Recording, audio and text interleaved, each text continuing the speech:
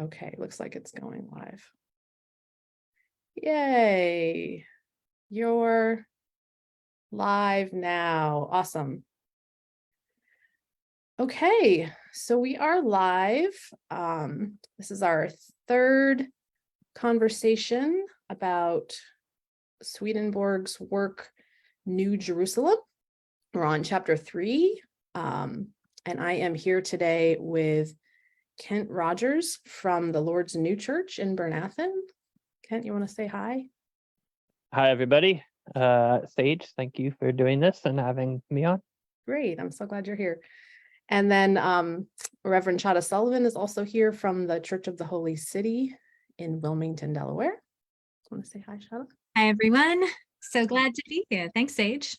Awesome.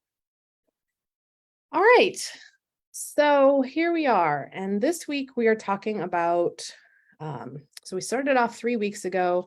Again, this is New Jerusalem. It's one of Swedenborg's shorter works where he seeks to outline the vision of the new church and what is included in this new church that he sees coming into the world. And he declares this and writes about it about 300 years ago. And last week we started off talking about goodness and truth, which is the first chapter that starts to outline what are the foundational things we need to think about when we think about what the new church is, and had a great discussion last week about that.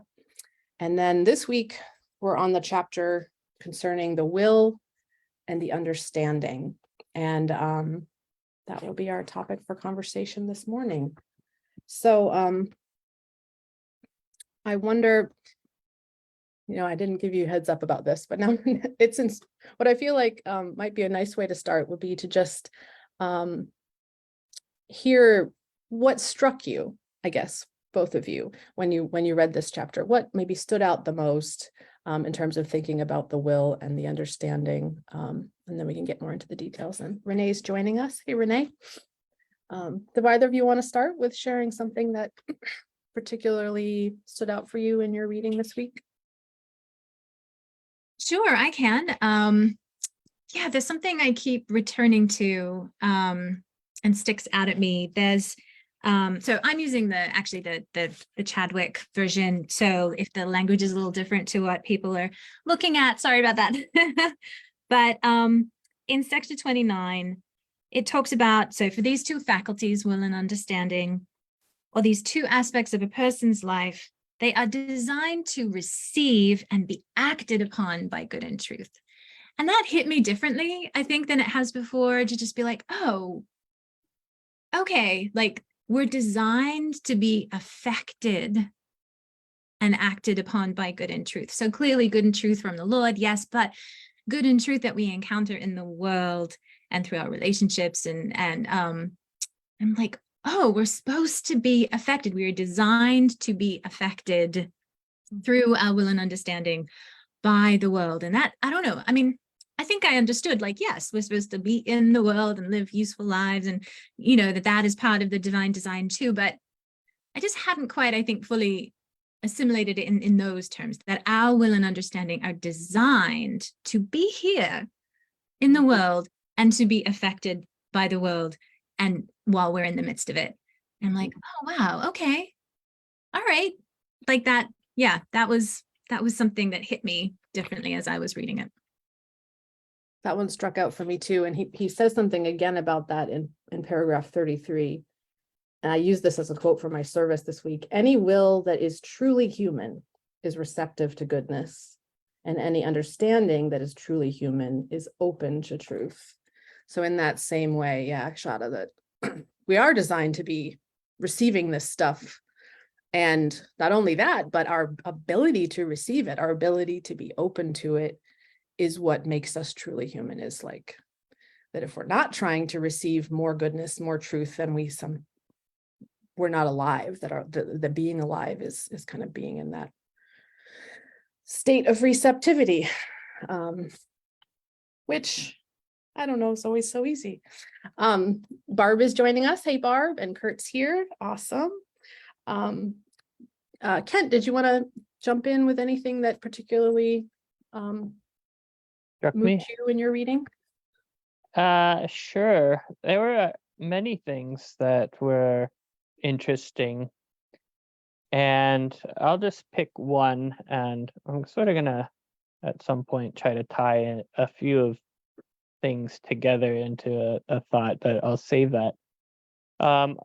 At the beginning of 32, it says, "There is no knowledge more relevant than knowing how our will and understanding make one mind." That's a pretty big statement. Doesn't quite say what relevant to what, but I think it probably means to being alive, to life.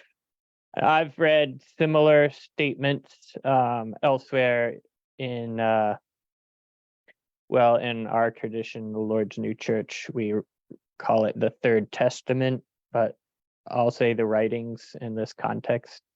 In the writings, where it says, there's no more important information than, and then it will offer a statement. But this one says, the knowing about our will and our understanding and how they make one mind. So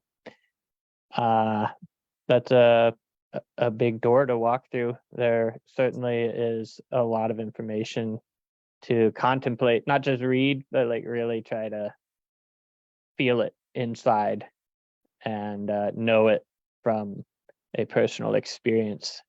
So that was one of the things that really stood out to me. Yeah, that was going to be my question. Maybe my question to both of you, can you think of a moment or a time in your life or what it feels like when your will and your understanding are working as one mind, as one together, or what that feels like, or what yeah, or people online? I know for me, I'm really conscious, especially as I step into the midlife of my life, the middle times.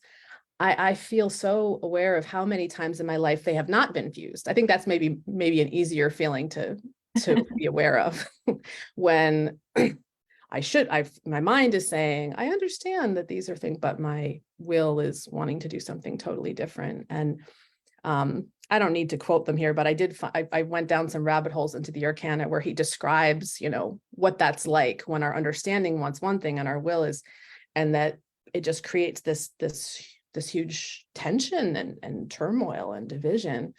And yet it's in that tension where we grow, where we learn, so that ultimately we can start to not live in that tension. And for me, I feel like I'm freed from that fight when I just when I stop thinking there are multiple different me's, like the good me and the bad me and the right me, and I start to let all of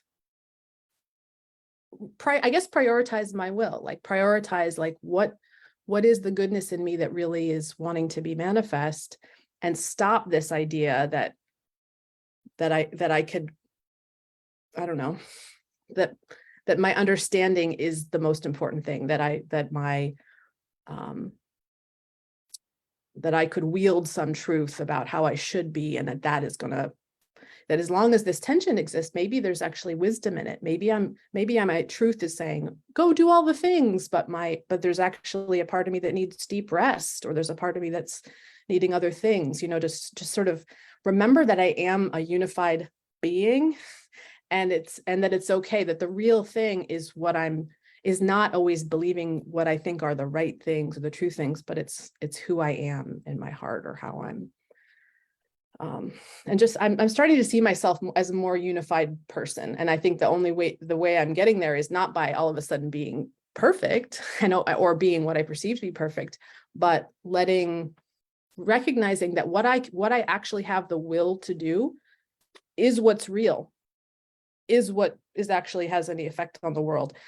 All my highfalutin tootin' ideas about how it should be aren't really real. And that's what I like the most about this chapter, is how he makes that point. Will is where we receive goodness. That's what's real. That's what's from God. That is the heart of life. And our understanding is how that is made manifest. And there's a relationship between the two, where our understanding can help us to transform our will and grow in our ability to think of others. And it's still the will that is ultimately who we are and what will last after we die. Renee sorry, go ahead, Kent, and then I'll add what Renee was sharing. Are you sure I can go second if you like? Well, just I wanted to share. Thank you, Renee. She was sharing how she was struck reading this chapter, how the Lord adapts to us, giving us many levels in the mind, the natural, internal, and external, and spiritual, internal, and external.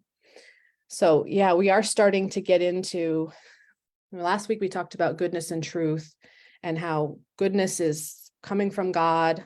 Truth is what we perceive outside of ourselves.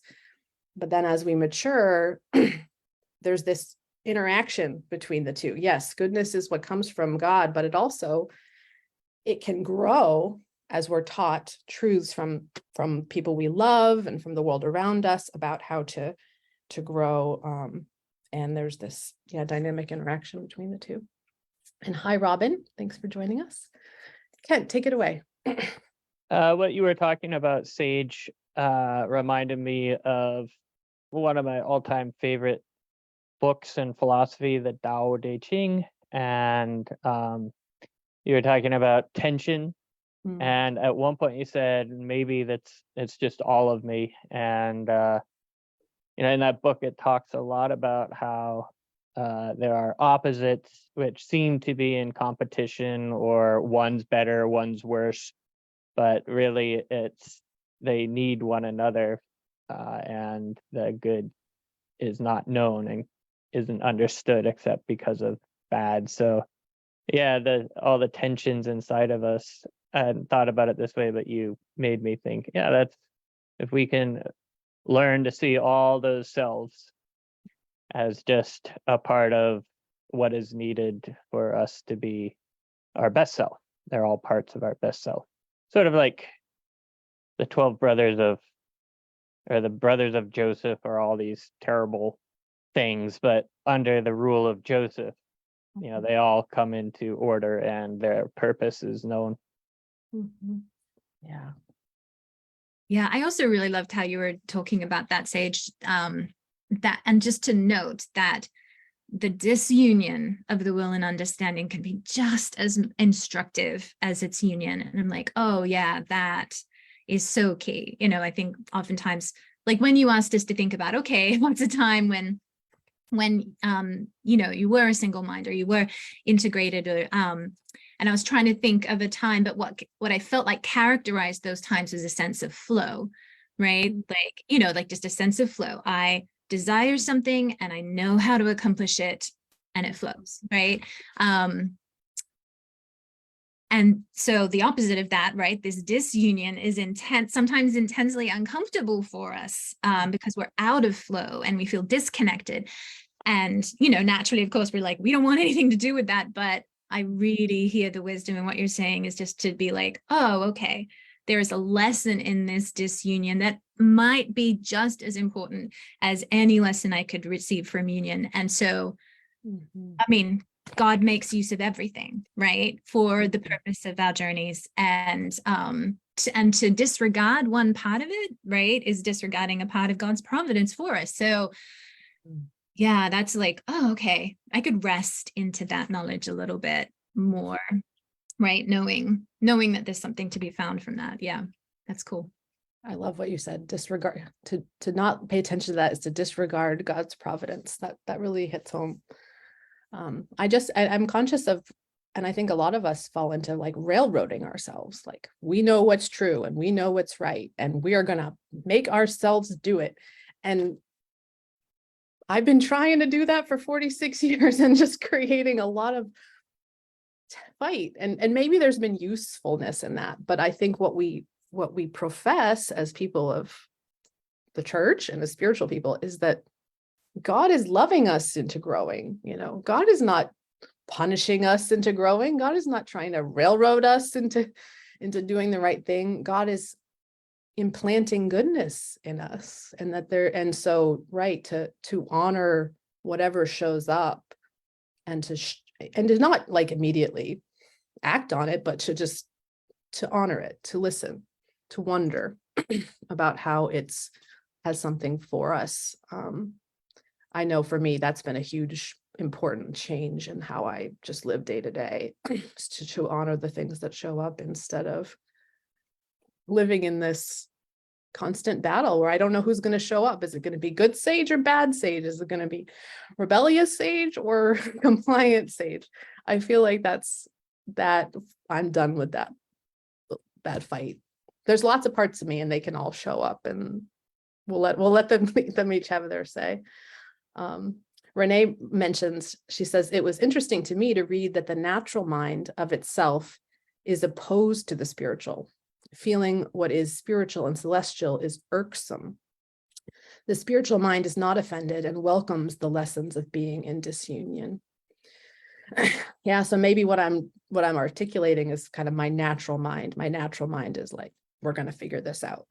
But I think my spiritual mind is a little more willing to let there be confusion and a little tension and let it all exist. Yeah. Yeah, I'm a little tempted to read this one passage that I found in the Arcana. It's not just number 35 in the Arcana. And it speaks about this. So he writes, humans have two basic faculties, will and understanding. When the will regulates the understanding, the two together make one mind, and as a result, one life. Under those circumstances, what we will and do is also what we think and intend, which we all would hope for that. When the understanding is at odds with the will, though, as when we act in a way that contradicts what we claim to believe, our single mind is torn in two. One part wants to rise up to heaven while the other leans towards hell. And since the will drives everything, we would rush into hell, heart and soul, if the Lord did not take pity on us. That's great. It's very vivid. It's very vivid. And, Swedenborg always separates into, it's always hell or heaven. It's always one or the other. He doesn't often let there be many, many different competing things. So I don't know if it's always as clear as I want heaven or hell, but I am, and I guess my next question for you guys and for people online is, so we sort of know what it feels like when the two are in union, and we're starting to touch on what it feels like when they're apart. And as people of the church who hold very high ideals of understanding, right? We believe God is love, that we are here to be in unity with one another, that we are here to, we can keep naming all the high ideals we carry. How do you feel, how does it feel to hold that in tension with maybe your natural self, or the part of you that doesn't always feel union or love? I worry, or I wonder about how religion in general can, or by having high religious ideals that are not totally always lived up to, that almost creates more tension. Like, it'd almost be better if we didn't have these high ideals, because then we could maybe be a little more unified, a little more realistic. I wondered if either of you had thoughts about that tension. Yeah, well, first of all, Shada, if you want to say anything, I defer to you. Go ahead, jump in. Okay. Certainly, I would say the bulk of the first part of regeneration, which is Reformation, is all about that tension. Yeah. Absolutely necessary. And I think reaching states of deep despair is absolutely essential. Like, we have to get to a point where we have just abandoned hope that we can live up to those ideals, because we can't. Mm. And as you read, it's God's mercy that can do it. And until we realize that, until we really get it, then we're going to be trying to fight the self with the self, and we'll be battling self with self and trying to transcend self with self, which is impossible. None of those things are going to work. So I think that tension and that despair that arises from the inability is a natural, important part of the spiritual journey. And, if you look at the journey as described by the Old and New Testament, the points of pleasant happiness are very fleeting. So I think it's a slog. Yeah. But when the self gives up, then the door opens and there's some real beauty there. And I guess I'll stop for now. That was beautifully put, Kent. I agree with that. There is a necessary despair.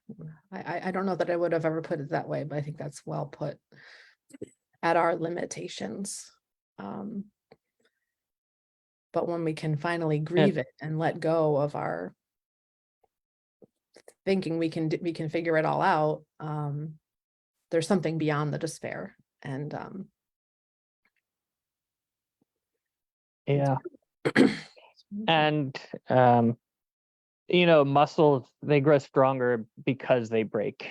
That's when they get reinforced with new connections. And Jacob, he's slaving away for Laban, whose name means white, like purity, and he's trying to get Rachel, whose name means a sheep, another, innocence, and he can never satisfy Laban. Nothing he does is ever good enough. So, and then he finally breaks away. I just see that as the story that's talking about that tension of trying to be good and just it's never going to work.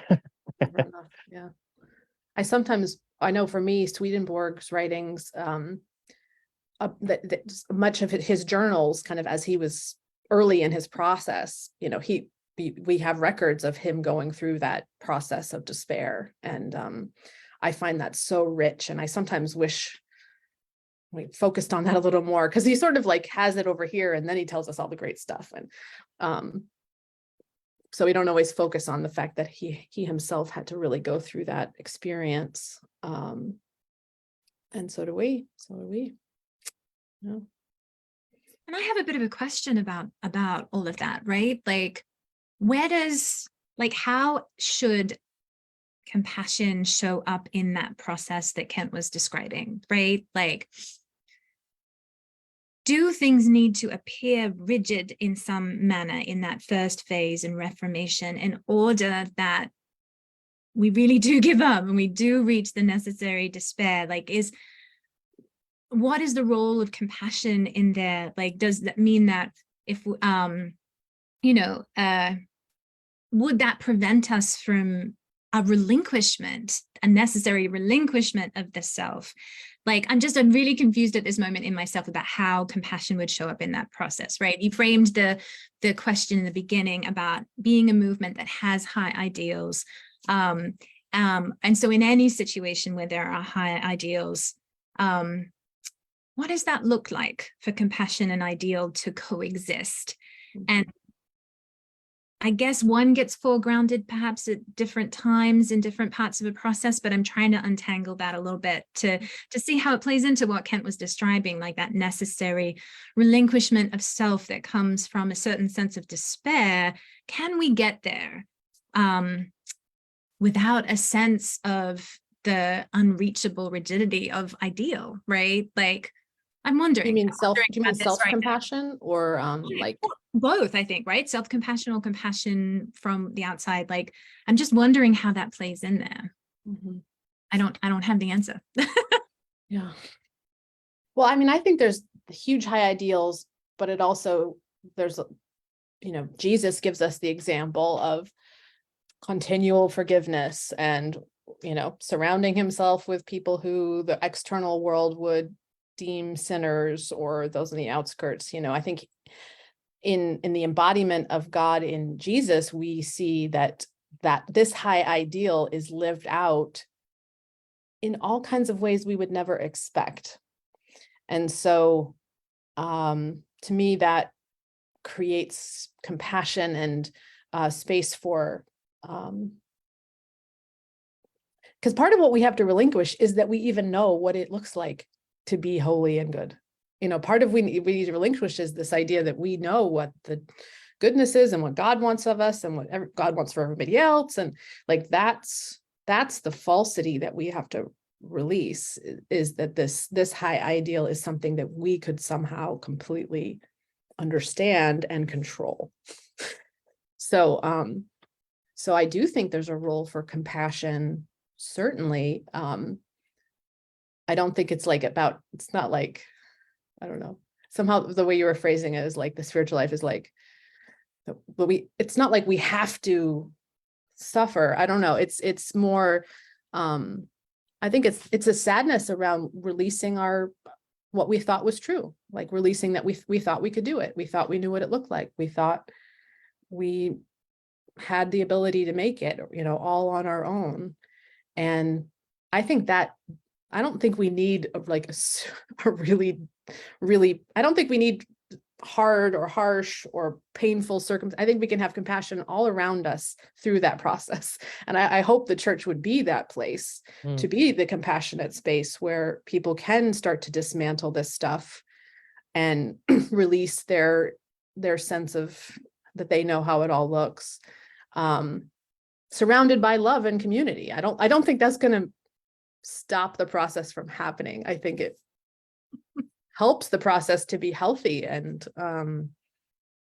holy. And that's part of our work and part of what how do we hold each other as we're all going through this process is a big question, as people of the church. We've got a lot of good comments here coming online. Renee was sharing that she was shown the perfect world at a time when I was in total despair, ready to give up my ministry. The perfect world inspired me to keep going. It lives within us all, giving us life. So part of that's, and Kent was pointing to that, at the moment of deepest despair, sometimes that's actually also where the perfection and the goodness comes in. And Robin is sharing, I think there's always room for compassion, no matter where it comes from. I think the person that is struggling will still reach that level of surrender if they are meant to. And, Robin was sharing so much last week about the 12 steps. There's a program totally about compassion, support, showing up, but also facing your stuff and releasing your expectations. Just to talk what Shada you were bringing up, I think that's a great question, because there's sort of the experience of, like in parenting, for example, I can just say, oh, well, it doesn't matter if your room's a total mess, and it doesn't matter if you don't brush your teeth. It doesn't matter, that kind of pseudo compassion. And like, if I'm saying to myself, oh, well, it doesn't matter if I lie or I cheat or, beat people up, that's not going to help, but that's probably not actually compassion. I think it's actually being in the presence of compassion where we get convicted. It's like, I've been in groups of people who are really good, and then I realize, oh man, I just was critical, or you know what I mean? It's like, it's sort of, you brought up Jesus, God manifesting as Jesus. Like, there's so much compassion in what he did and said. And like, when you feel that, and then you hear him say, love one another as I have loved you, like that compassion along with that message, which is the message compassion from another human being, it carries that message without it being spoken of, it makes you want to be likewise. But and then the effort to do that, that's when it's like, oh yeah, I have a long way to go here. So just a good example. And I like the way you said that about compassion, giving it to a person, like, and that's what I keep being struck by in reading about last week, goodness and truth, this week, will and understanding, the primacy of love. And this is something that is so Swedenborg is so clear about this, and yet he writes so many things that we put our brain into action a lot when we're reading it. But he's always trying to get us back to remembering that it is the love first, it's the will first, it's the goodness first, and that we actually can, as we experience that, it is what changes us, and it's what changes other people. It's what changes community. And it makes me like, I want to shift the conversation a little bit with a new question. One of the things he says in here a couple of times that I think is a real thing we kind of wrestle with. Swedenborg was a 17th century guy, and people thought of, in that time, the mind was very separate from the body. Animals were very different from human beings, and I think we've started to sort of rethink and question some of that. He points out in, I'm just going to focus on paragraph 25, 35. These two abilities are also what distinguishes us from animals, so the will and understanding, because our understanding can be lifted up by the Lord and see divine truths, and our will too can be lifted up to perceive divine goodness. And there's another portion in here where he talks about how the body just follows orders. I think that's the phrase he uses. That it's really about the mind, and then the mind kind of emits in the body, which I do think there is a flow between the two. But I bring this up about the animals because one of the tensions I feel like is coming up around goodness and truth and around will and understanding is that, okay, goodness is first, it's just who we are, and yet because of how we have evolved and because of how our brains have evolved, we do have the ability to think things that we don't do. Animals don't have that ability. They do what they think, and they do, there's a unity. So I do get that human beings have this special ability to distinguish the two, to think all kinds of things that we never bring into being, imagine all kinds of things, wonder about all kinds of things. And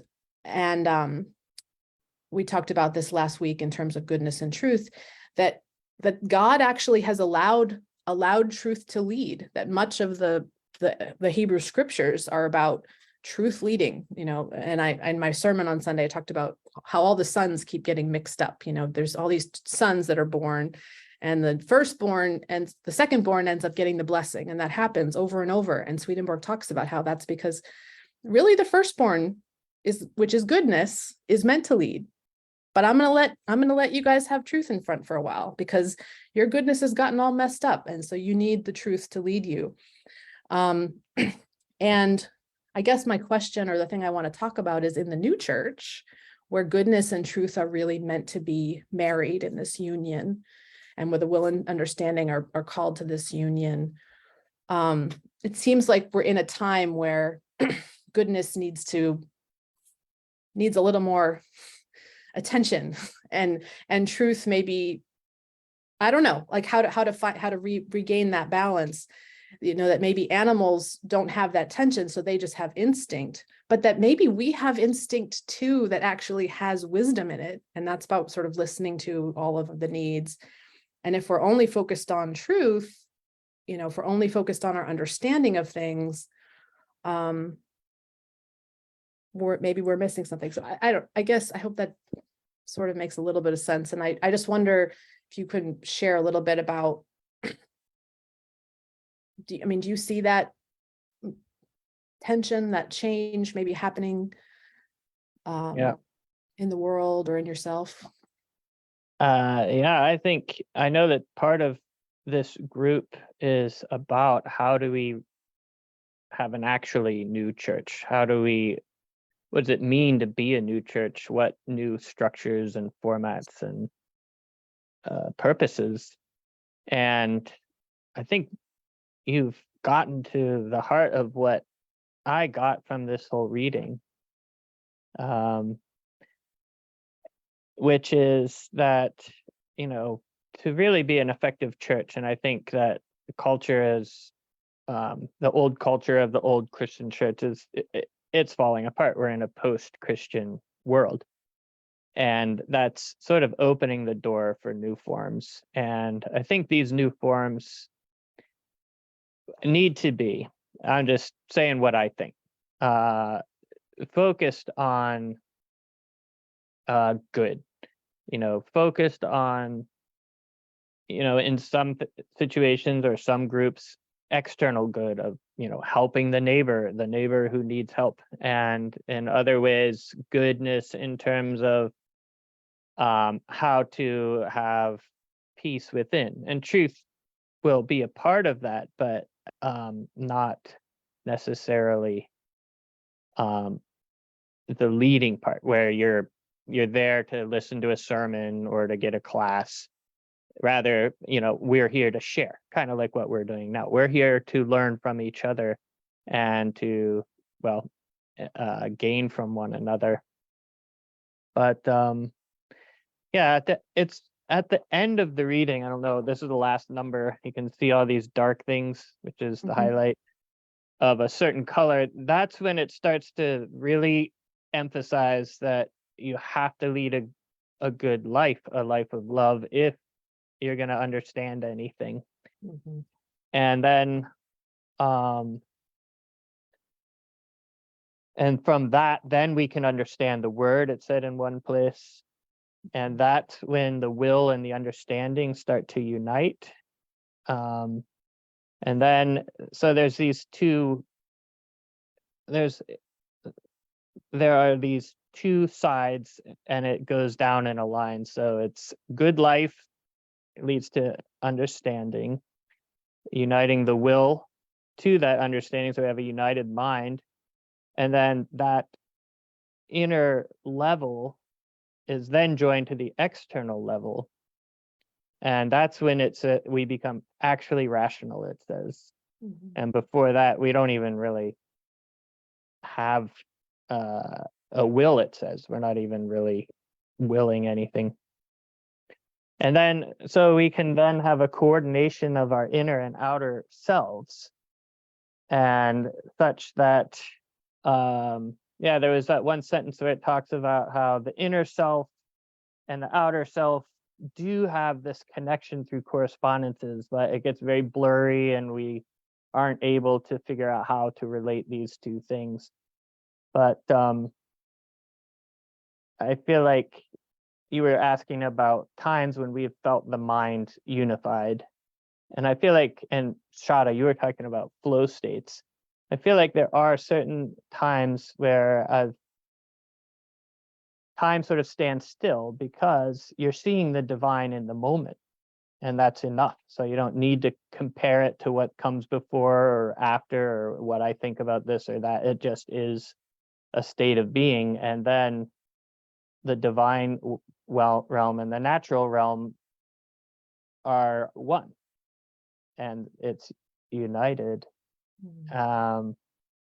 And so I feel like what a meaningful church for me would be doing is helping people arrive at that state where they're having a mystical state where they know God is real. They don't have to learn about all the minutia of facts about God, but they just are feeling God. And the facts can help, but it can't be the leading thing. So how do we help people to obtain, basically a real spiritual awakening? Yeah. That's beautiful. I'm with you. Let's do that. Yeah, I love what you're saying, Ken. And I think like there's an important distinction to be made when you talk about, what should be foregrounded in our lives or in institutions, to note that there's a real difference between affection for truth and intellectualism. And I know for myself, we have this gift of the separation of the will and the intellect so that our journeys can be moving forward, our spiritual journeys. But I know for myself that I have the temptation, I'm like, great, thank you. I am going to learn about stuff. And then I'm like, oh, good, I'll stay here. Like, it's because, and it's not entirely, as somebody who feels like they gain a good share of mystical satisfaction from the beauty of intellectual ideas, right? So there is a connectedness to be found there to God that I think is worth something. But it's very easy to just be like, I'm gonna stay here. Like, this is good. I like, and I'll sit on the shore and enjoy the beauty of these ideas that are being unfolded. But the whole point of the learning, right, is to circle back and connect with the will, right? And to at times interrogate the self, whether we experience this individually or corporately, right? The whole point is, as Kent was saying, circle back and work on that integration. And it can be a real temptation to just do one half of the and so I would love to see, churches focusing or having some focus on that journey back, right? Like, okay, we've learned these wonderful things. What does it look like to integrate them with our hearts, with our daily lives, with our journeys, because sometimes that work is super hard, right? It's super hard to interrogate our selfhood. We're so defensive and scared. We need support. We need support to do that. And I think churches could, if we got really, really good at that, like that would be the thing, right? To offer people. Yeah. Mm-hmm. I like to keep remembering that God is doing all of this too.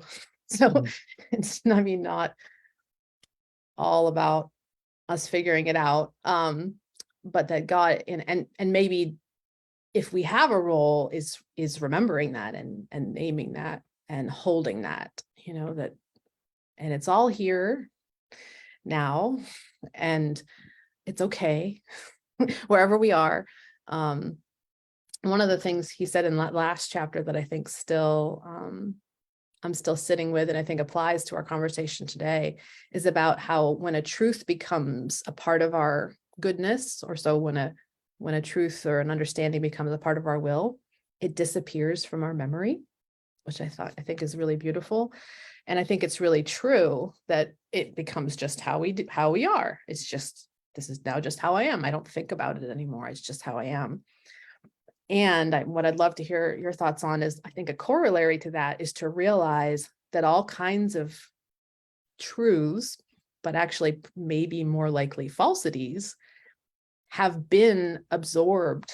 We have absorbed them because of the culture we live in, because of our families of origin, and we don't even know that we believe them because we just think it's the sea that we swim in. And I've really been thinking about that in terms of how do we start to integrate these deeper spiritual truths that we're teaching, that sometimes we can't integrate them because they're competing with these falsities that we're not even really aware of. And thinking about how they disappear, I'm like, well, how do we make them reappear?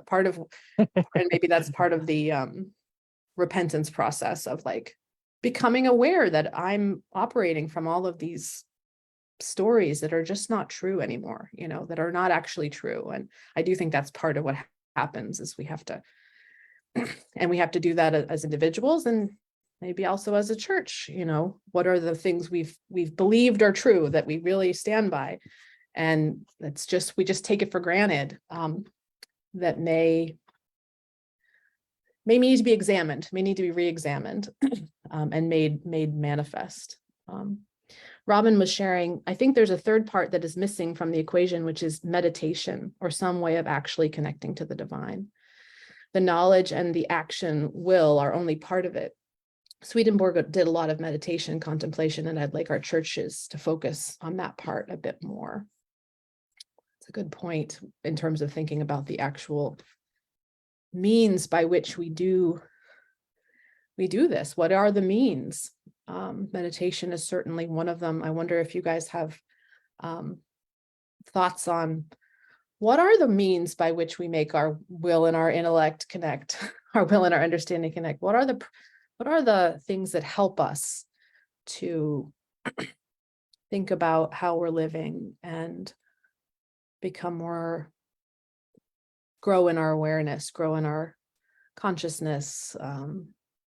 I think God's doing it, and what Robin's pointing out, and part of what God is doing is helping us to think about how we want to live and how we can make space for God to do the work.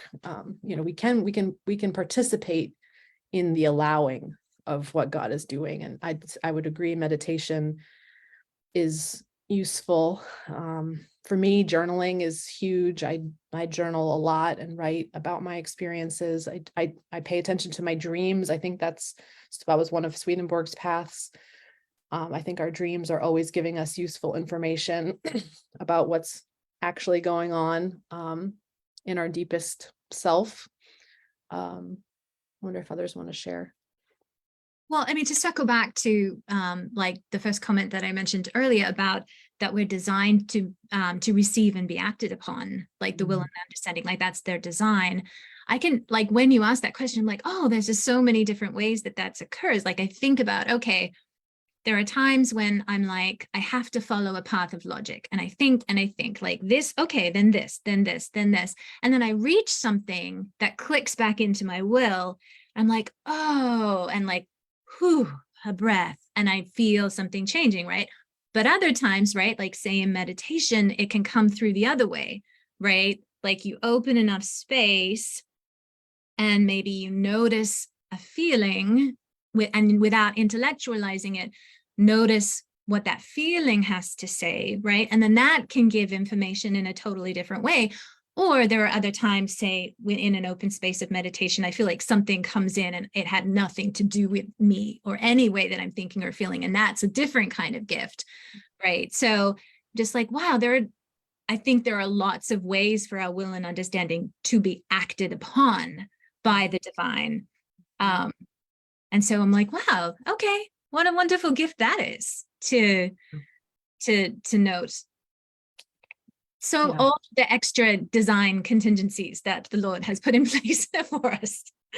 I definitely want everything he writes about, that the church is this inner experience, and it's not contingent on receiving communion or, getting that those things are expressive of our spiritual life, but they don't define it, or, we don't get to just say, oh, we're saved because we did these things. It's this inner experience. And to me, it doesn't mean, oh, we don't need all those other things. It just means we could do anything. We could do whatever. What does your heart call you to do? We could gather in any possible way and know that God is in that experience. And whether it's meditation or drumming groups or service operations, that all of that is it's all fodder. It's all, and for myself personally, recently, especially over the last few years, it's okay. Every moment is eternity. So this moment, okay, what's coming? And that means allowing, as I've sort of shared at the beginning, allowing my negative feelings, allowing what my children are up to, allowing what's going on in the news, what all of it is happening. And somewhere God is at work. There's goodness. And I'm less of a formal meditator, in part because I'm such a perfectionist that I've always meditation is something I do and I have to get very serious about it, and it just ruins the whole thing. I'm better at just seeing meditation as an attitude towards life. And so I tend to just take more pauses kind of all through the day to be present to whatever's happening, because ultimately meditation is deep presence, really being present, accepting what is, that you're here, that you're alive, noticing that there's something deeper that's real in this moment than just the thoughts in your head or the things that you're up to. And so I just try to remember that part, even if I'm involved in other things. I Go just agree that for me, meditation has been, essential. Mm-hmm. I'm not sure. I can't imagine my spiritual path or connection with God without it. But I also, like you were saying, Sage, feel like there's another way of sort of getting to the same space face with the complete trust of the divine in the moment as it is, and and that gets rid of a discrepancy between the personal will and the divine will. And then if there's no conflict there, then there's a union, and that is, it's hard to be absolutely in awe of the moment as God's presence, but to be sort of a continuum, and the closer you can get to that, then the more you're having a deep spiritual experience of the reality of the divine. Yeah. And meditation helps us to get to that core. Kurt was mentioning breathing exercises, playing Frisbee, but, breathing, presence, I think all of those practices, they can help us, because we can be so distracted by all the things going on that we almost can't get to the point of acceptance, because we're pulled in many places, and more people, I feel like, and more ways of finding that grounding. More and more people are talking about regulating our nervous system, ways to just see what's actually going on, to experience what's actually going on, and to stop taking for granted the basic part of what's going on, that we're alive and we're breathing. That's amazing. That's mysterious, and yet we forget about the mystery and the beauty and the gift of that when we're trying to do a million things at the same time. I'm hoping that as I overcome my perfectionism, I'll be willing to meditate more. Now that I realize it's not something I'm doing, or I'm not earning points. I'm not trying to, it's been a lifelong block, because I have had this lifelong aspiration to be it. And I think it's something I'm reconsidering at this point in my life. But the reason I've been able to have a regular meditative practice is to be at peace with how terrible I am at it. Yeah. Me too. Well, exactly. It's looking at the truth of your mind and your life, and you're right. It grounds you in that, and there's humility in it. I also was thinking what you were saying, Kent, about sorrow and releasing, and the church. It's sometimes after we've had that deep sorrow, then I think what we get is a lot of humility. So we continue to mess up. We continue to have crazy thoughts and do things that are selfish. But I think we're maybe more willing to talk about it and name it, because we realize we accept our imperfection. And I see that happening. And I feel like for people who haven't had that deep sorrow yet, talking about imperfection can be really hard. And talking about our faults can be really hard. And I think that's a struggle for the church. If a lot of the people we're gathering around haven't kind of been humbled by life yet, there's sort of a nervousness around owning the messiness of the journey. Whereas I think as you get further along, you just realize it's all just a big mess, and it's okay. And God still loves you and is working in it, for the good. Another aspect of it, well, what I've noticed is in trying to be aligned to the moment in trust that God's presence is there regardless of what it looks like or how I'm experiencing it, is that is impossible with all the things that the ego puts up, like personal ambition, worrying about money, or fretting about what I said to so and so that was a little rude by act. You know what I mean? It's like all of those ego things just make it impossible. Mm-hmm. So part of it, for me, has to be noticing those things and being willing to let go of them. And for me, letting go of personal ambition is really hard, because it seems like that's what I'm here to do. I'm meant to be doing stuff, and if I don't have motivation to do stuff, what's going to happen? I'm just going to become a couch potato. But on I those think that's rare a huge occasions, one. I have found like if I can actually let go, which isn't often, but suddenly I'm like more productive. I have clarity of what I am to be doing instead of like being pulled into 5 different directions. I think that need for productivity is one of those unconscious truths that we need to recognize and bring down and wonder about. Because I do think that's one of those sort of selfish, or we don't think of it as selfish. We think of it as being responsible, and we need to be responsible, and that's part of being human. But it's also the Puritan work ethic, and it's capitalism, and it's all kinds of other things that are influencing that ideal. And what if we are just here to be alive? And because if you're productive, then how do you feel about the people who are unproductive? I mean, I'm saying this to you because I carry this as well, Ken. I'm not blaming you. I have this in me for sure, and it's like, it's an ideal about life that I don't know how heavenly it is.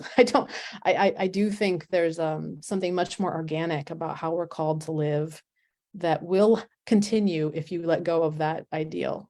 If you're just focused on loving, being love, and being useful, that you'll want to do that. You'll want to be useful in the world, and it will come not from a place of love, not from a place of you must do that. But it's a hard one to, that's one of the real hard ones to let go of. I think there are others, but that's a Well, big and that's one. the triad, right? Like we're talking about will and understanding, good and truth, right? But the third part of that is use, Mhm. right? And like to note that use comes out of the integration of good and truth, and the integration of the will and the understanding that leads to true usefulness. And if it's just, that's a helpful, like maybe that's a helpful rubric, right, to help us untangle the idea of usefulness from like just productivity. Yeah, because those are totally meshed up. I know they are, for sure. And Renee was just bringing up order, the role of order and divine order. And I think for myself, if we think that of the universe and God as having this divine order that's been going on for many millennia before we humans and our big brains showed up, and it was all pretty orderly and pretty beautiful. And then we came along and we're like, but we're going to do it. We're going to be productive. We're not going to just be useful. We're going to be productive. And what is that production created? Yeah. Global catastrophe. So maybe the most productive thing we could possibly do is to sit still and breathe. Yeah. Maybe that would be the most useful thing for all of us. And that's a huge that has been so squashed in our sense of what's important. But Think about school from so early on. School pounds into us the idea of producing and being the best and competition. There's so much that we're fed in scientific materialism. It's like even if you go to a religious school, it's still basically scientific materialism with a veneer of here's a religious idea on top. It's our whole consciousness is profoundly flawed. I really believe that. And if you look at Native Americans, there's a thing, I believe it's true, where one of them said, what is this insanity that is afflicting the white people? And I think we've inherited that insanity. Yeah. That's part of it. It's like on an individual basis, we have to have that despair of realizing that we've been up to a lot of trouble and it's just not good. And I think as a species, we need to have that moment of despair. And I think a lot of people are having it. And for some, it's creating just a sense of meaninglessness because everything is sort of, all the things we thought were true are not true. And part of my belief is that the new church is about humility. Like, yeah, this is what we've done. This is what we thought was a good idea. And being willing to recognize that maybe it wasn't. and not condemn and not blame and not fall into a pit of despair and hopelessness, but say, okay, now it's time to regenerate. Now it's time to do it differently. Mhm. And that process of starting to do it differently is going to be hard. It's going to look really messy. It's because everything has been ordered in the human way, in this materialistic way. And that order is disorder. And so now we're called to live in a new way. And we have to do it humbly and slowly and gently and lovingly, and together in our differences. So we're getting close to one, actually it is 1 o'clock. We had a couple other comments here. Robin wanted to share with you, Kent, a documentary called I Am by Tom Shadyac, that talks about something that you shared. So maybe we'll all look into that after we leave today. Thank you everyone online for joining us in this conversation. Thank you, Kent. Thank you, Shada. And next week, we will be exploring the inner self and the inner self and the outer self, which we touched on a little bit today. And I hope you'll all come back for that conversation. Yeah. And continue. Thank you, Sage, so much. Thank you so much, Kent. And thank Yeah, you, thanks, Shada. Nate. This was awesome. All right. We'll Thank see you, you next Shada. week. Thank you, everyone. Bye, guys. Blessings.